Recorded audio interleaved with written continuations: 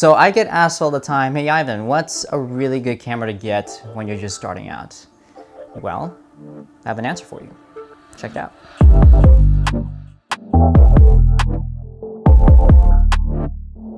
So my answer to that question is the Canon Rebel T7i.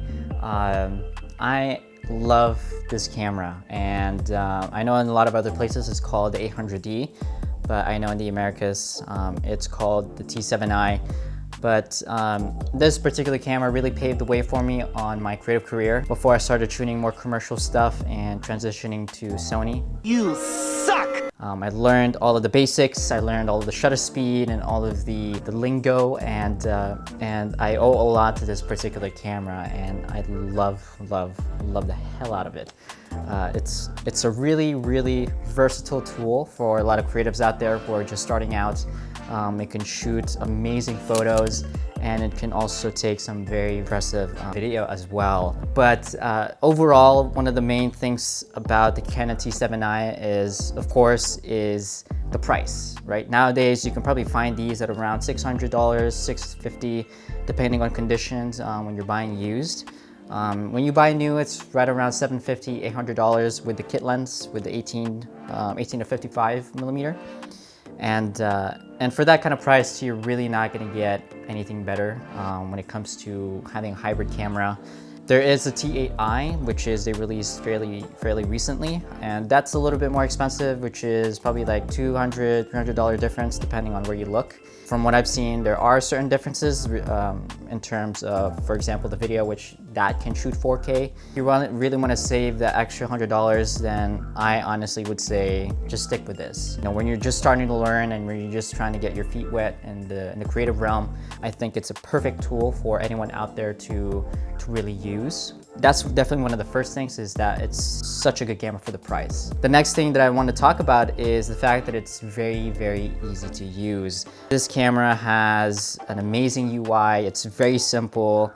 And in addition to that, it even allows you to actually have the option to choose the UI to be a little bit more helpful and actually put it on sort of like a beginner mode in a way, which actually helps you in terms of understanding certain aspects about the camera, shutter speed, and obviously aperture, all that kind of stuff. So it really helps people out there who are very new to DSLRs and how to use it, expedite the process of learning. What's cool about the screen as well is that you can actually also switch it to live view when you're doing photography, and that can help out if you really want to see what the image will look like even before you take the shot. And it's sort of like a mirrorless feature as well, if you think about it. But yeah, that's a cool feature to have. In terms of the sensor size, when it comes to photography, 24 megapixel is more than enough. I think it's perfect for people out there who aren't really trying to, create an image for a billboard or something like that. In a lot of other applications, 24 megapixel is still very good. Keep in mind, this is not a full frame. This is an APS-C sensor. Obviously, it's a little bit smaller than full frame. And if you are using, L series lenses or full frame lenses in general, there is going to be a crop factor. That's just one of the things that you guys have to look for when it comes to getting a more, affordable camera, less than $1,000, but that's totally fine. There are lenses that are made for APS-C cameras without any crop. So in that particular case, you're still winning. The main things I love about this as well is the fact that it has dual pixel autofocus. This has an autofocus system that can be found in a lot of Canon's like cinema cameras and higher end cameras. And let me tell you, the autofocus is so damn accurate. This is actually the camera that I use for my vlogging videos. The past couple of videos that I've made, this is the camera that I was using. And if you guys haven't seen any of that, I'm gonna link them up here. For people out there who are trying to get into vlogging, this is a really good camera because also it has one of these. You don't see this in a lot of cameras, or even expensive cameras out there. And what's awesome is that it is also touchscreen. So you can just tap, and yeah, it's gonna work every time. It's awesome. So the tilty flippy screen, that's a great feature. When you're trying to vlog, you can really look at yourself and see what's going on. It's a really cool feature to have. So other features that this camera has is time-lapse and digital IS, which is really useful, and it's a cool feature to have for people out there who want to shoot more time-lapse, and for people out there who are having troubles in terms of stabilizing images, can use the digital IS. There is a little bit of a crop into it, but it's not necessarily noticeable. And yeah, it's a really, really good tool to have, or option to have. In addition to the dual pixel AF, it also has 45 cross-type focus points, which is really, really useful in terms of just nailing the shot. I personally have never had any problems with it, and it's just dang accurate. It's also very fast. I mean, even if you have just a kit lens on it, it will be great. So for filmmakers out there, it's awesome to have this particular tool because you have the option to shoot in 1080 at 24 or 30, and it can also shoot at 1080 60. And the slow motion is really, really good on this camera. It doesn't shoot 4K, but personally don't necessarily need 4K unless you're probably shooting some sort of client work. And I found it to be very, very impressive.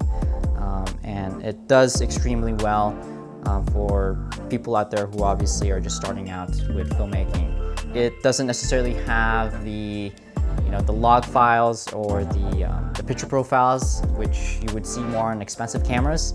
Usually you just want to stick to neutral and tone down on the contrast, sharpness, and so on, and you'll get to relatively close to having a very flat image. So the Canon T7i also comes with the hot shoe mount, which you can put various amounts of accessories. You can put in a monitor, or you can even put in a microphone.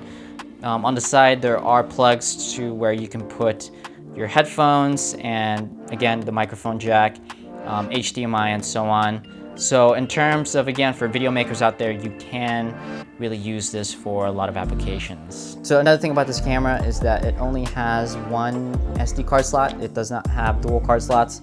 But personally, if you're just starting out, you just need one. You don't necessarily need two. Yeah, it'll work just fine. Another thing also is that the battery life is very, very impressive. The LPE17s are very, very good batteries, and this will last you a very long time. I've never had any problem of it getting drained too quickly. If you're doing a lot of video, obviously that takes up a little bit more battery compared to doing photography, but otherwise it's a very, very good battery, and yeah, it should last you a pretty long time. Regardless, this camera is my main shooter when it comes to vlogging, and actually I've been using this a lot on the BTS that I've been trying to shoot for you guys for a lot of the films that I've been making, actually, so stay tuned for that. So that's about it for the video, and I hope you guys find it entertaining and useful. I hope you guys gained a little bit of an insight onto my thoughts of the Canon T7i. Leave a comment down below what you guys think. I really appreciate feedback. And yeah, I'll see you guys on the next one. Peace.